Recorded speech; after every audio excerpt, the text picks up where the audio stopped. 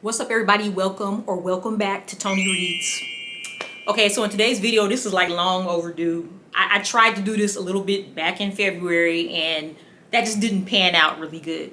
So in today's video, I'm actually going to be telling you guys about the books that I'm going to be checking out by Black authors. And so as a Black person, as a Black woman, I have failed. I feel like I have failed because I've only literally read one book by Black authors since I've been reading, and I was like during Black History Month or whatever. I mean, this is just horrible to me. I was like, well, I'm gonna do this and I'm gonna do that, and I even have a paper book by a Black author, and I still haven't read it. It's just been sitting there. The first book that I'm gonna tell you guys about that I really want to read is actually by the same author that I actually read the one Black author book that I've read this year. None of that sentence did not make sense. Okay, so what I'm trying to say is I've read one book by a Black author, and I want to read another book by that same author, and that author is S.A. Cosby, and the book is Razor Blade Tears. So the book that I read was All the Sinners Bleed, and if you have watched my channel and see my reviews, you guys know I rate that book pretty high. It was dope. It was very different than what I've read before, and that's why I kind of want to, it's not just I want to read Black authors because they're Black, it's that too, but it's also because I feel Black authors write in a different way from a different perspective that I can relate to. Now that's not going to say, I'm not going to sit here and say I'm only going to read books by Black authors, because that's not true. I don't watch movies by only Black authors. I don't use hair care products by only Black hair care people or none of that, but I just wanted to get a different flavor going forward and something that I can more relate to. Like, for example, when I read books by authors who are talking about either a place that I visited or from my hometown or, you know, the Seattle area or whatever, I can relate to it. And so I kind of like that sometimes. And so I want to start looking into more Black authors who write thrillers. The sad part about it is, to me, you guys help me out if I'm wrong, when I'm looking for them, number one, if I specifically put in a search, Black author thrillers or thrillers by Black authors, whatever, they'll throw some authors in there, a couple Black ones, and there'll be like some white ones in there or whatever. So it's like, to me, it's like really hard to find. I don't know if I just don't know where to look or whatever the case is, but literally on this list, besides the one by S.A. Cosby, these Black authors I ain't never even heard of, and I ain't never heard of the book. And I look for thriller books like all the time. So I'm just gonna put that little plug out there. So the first one is by S.A. Cosby, and it's called Razor Blade Tears. This one actually has been highly recommended by people who have watched my video or might ask for really just thrillers in general, and in particular Black authors. People do say Razor Blade Tears, and actually a lot of people like Razor Blade Tears better than All the Sinners Bleed. And I don't know how a book can get much better than that one, because like I said, that one was fire. So this book was published, I believe this information I'm reading is correct, it was published back in 2022, so it's not a new book. Probably most of you have read it already, but it's new to me, and of course I haven't even been reading a year yet, so a lot of books that you all have read, I have not read them, I ain't even heard of them. But anyway, so this one good thing about this book I'm gonna start off saying is that it only has 336 pages. You guys know how I like a short book. That's still, I prefer something in the twos, but 332 ain't bad. Once it starts getting over 350, that's what I'm like, you know. So if you don't know who S.A. Cosby is, he's like, I mean, most people have heard of him. He's like all over the place. He gets really rave reviews.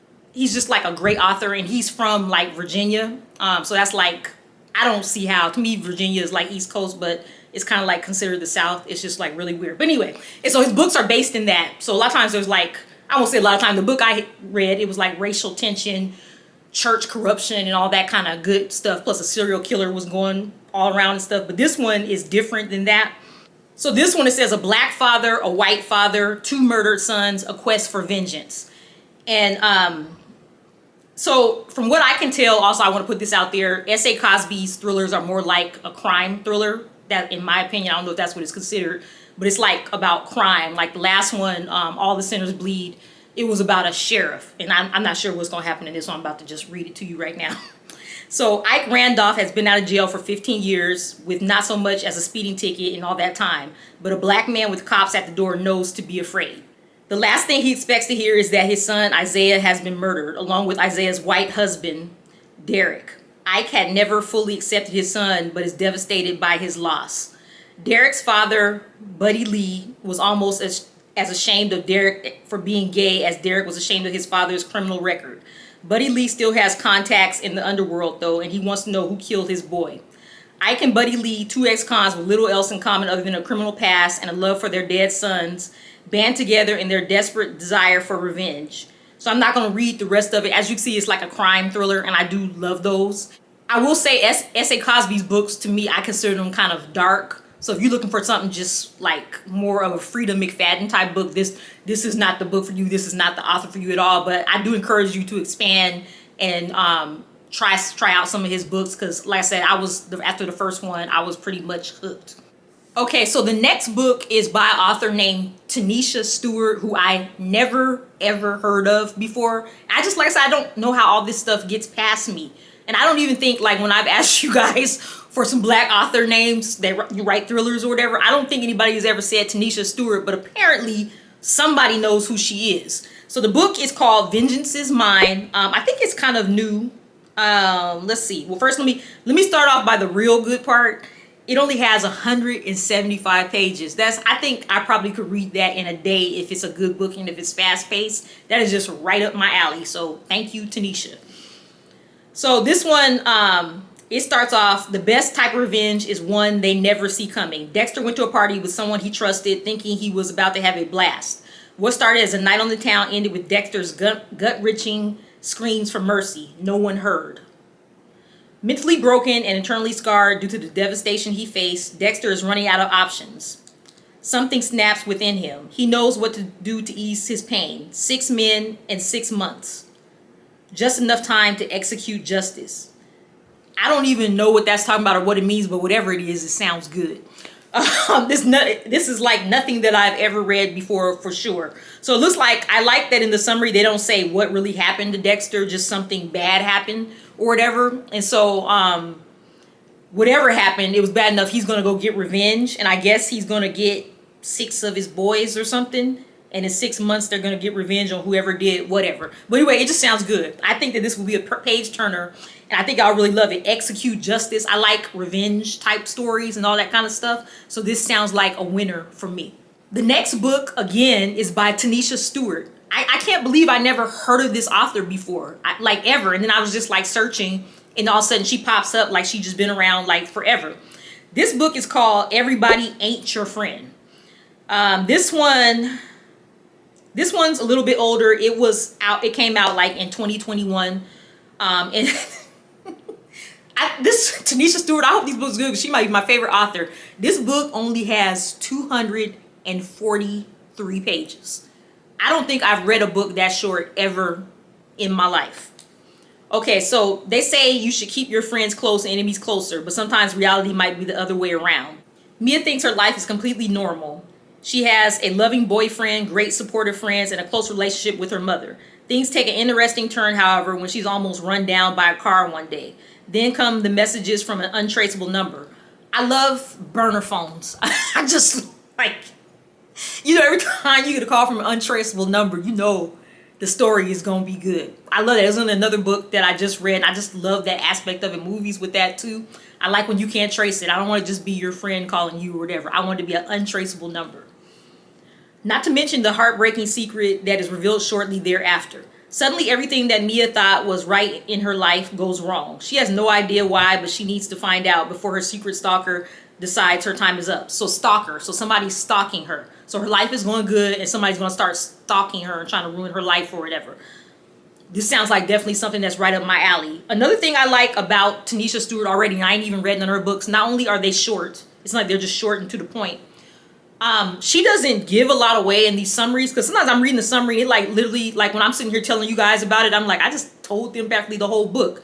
She's not telling nothing. It's kind of like very vague, so I literally don't know I have no clue about what's going to happen, but I'm just like super curious about what's going to happen. So again, another book by Tanisha Stewart, and I can't wait to read this one. Okay, so the next book, again, you guys might have heard of this author before. I haven't. I don't know how I missed this. Her name is Shanora Williams, and she's had other books out. And this one is called The Wife Before. So we already know when it's The Wife Before, it's going to be like a domestic thriller, which I love.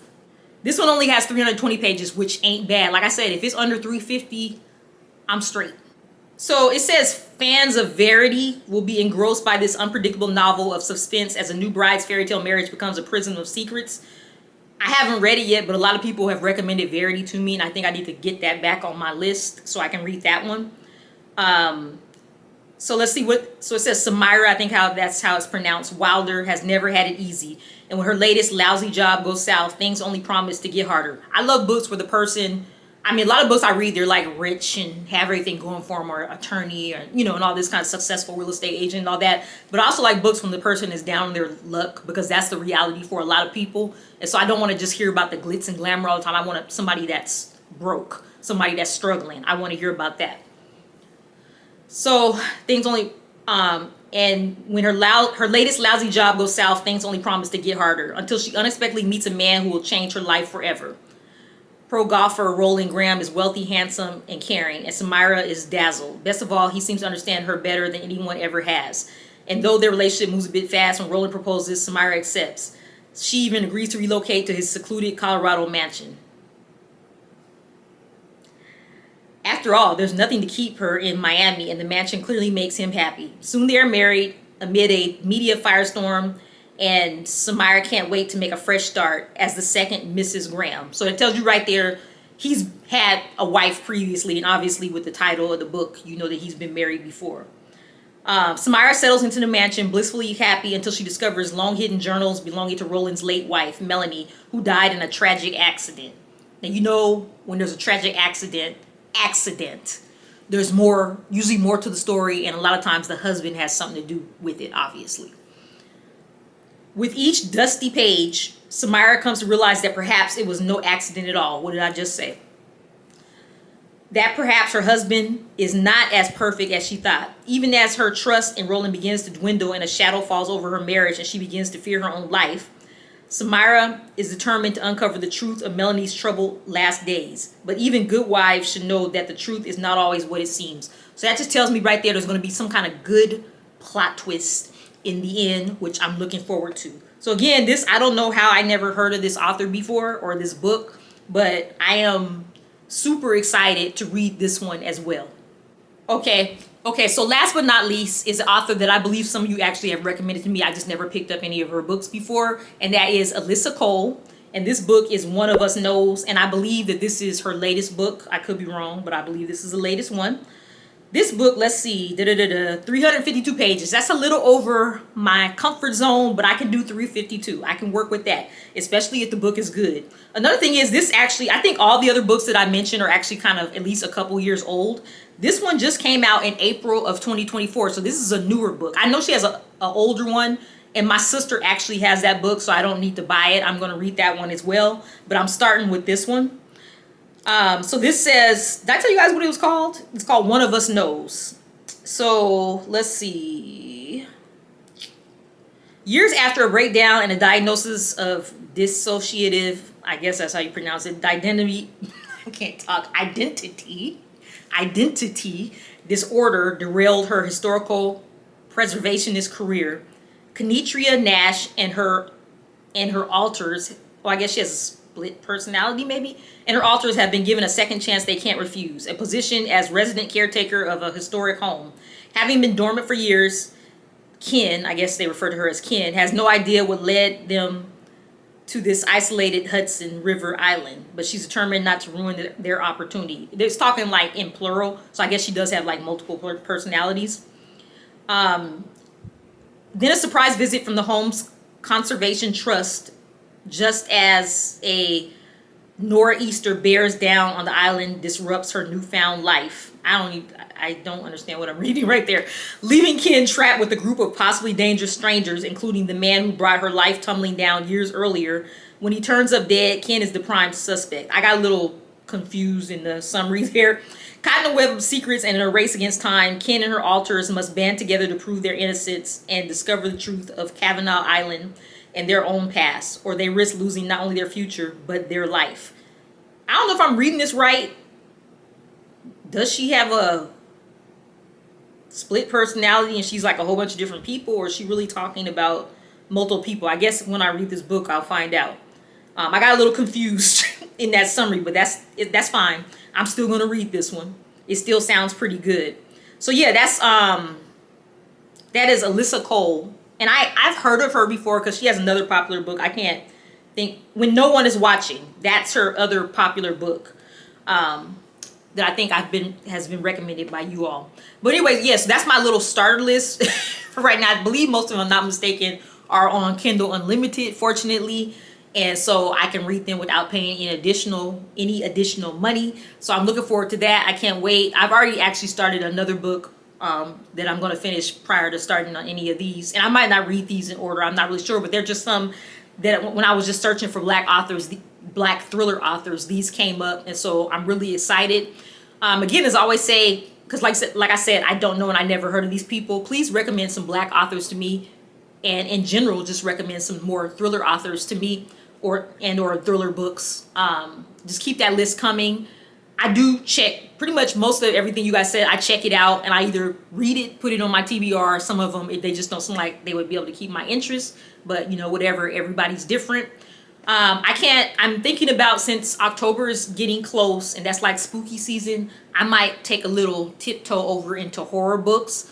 I love horror movies, so you know, why not try reading a horror book? You know, that'd be something like it would be right up my alley.